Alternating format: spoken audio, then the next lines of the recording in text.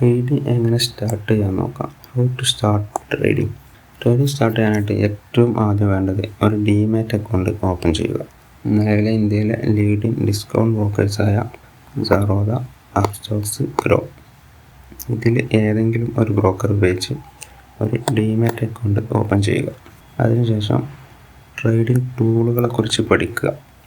Trading ടൂളുകൾ എന്ന് പറയുമ്പോൾ കാൻഡിൽ സ്റ്റിക്ക് ചാർട്ട് എന്താണെന്ന് പഠിക്കണം. ട്രേഡിംഗ് വ്യൂ, ചാർട്ടുകളൊക്കെ അനലൈസ് ചെയ്യാനുള്ള ടൂളാണ് ട്രേഡിംഗ് വ്യൂ. ട്രേഡിംഗ് വ്യൂ എന്താണെന്ന് പഠിക്കണം. അതിനുശേഷം സ്റ്റോക്ക് സ്ക്രീനിങ് ടൂളുകളെക്കുറിച്ച് പഠിക്കണം. നമുക്ക് ആവശ്യമുള്ള സ്റ്റോക്ക് സ്ക്രീൻ ചെയ്തെടുക്കാനുള്ള ടൂളാണ് സ്റ്റോക്ക് സ്ക്രീനിങ് ടൂളുകൾ. ഇത്രയും കാര്യങ്ങളെക്കുറിച്ചൊക്കെ സിമ്പിളായിട്ട് പഠിക്കാനും അറിയാനും ആഗ്രഹിക്കുന്നുണ്ട് എന്നുണ്ടെങ്കിൽ ചാനലൊന്ന് സബ്സ്ക്രൈബ് ചെയ്ത് വെച്ചേക്കുക.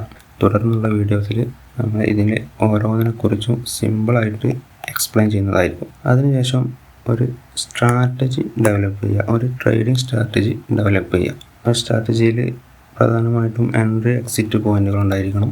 അതുപോലെ റിസ്ക് മാനേജ്മെൻറ്റ് ഉണ്ടായിരിക്കണം. ഇത് ഏറ്റവും പ്രധാനമാണ്, റിസ്ക് മാനേജ്മെൻറ്റ്. റിസ്ക് മാനേജ്മെൻറ്റ് ഇല്ലാതെ നിങ്ങൾ ട്രേഡിംഗ് സ്റ്റാർട്ട് ചെയ്താൽ നിങ്ങളുടെ അക്കൗണ്ട് തന്നെ പെട്ടെന്ന് വൈപ്പ് ഔട്ടായി പോകാൻ സാധ്യതയുണ്ട്. അപ്പോൾ ബേസിക്കലി ഇത്രയും കാര്യങ്ങളുണ്ടെങ്കിൽ ട്രേഡിംഗ് സ്റ്റാർട്ട് ചെയ്യാവുന്നതാണ്.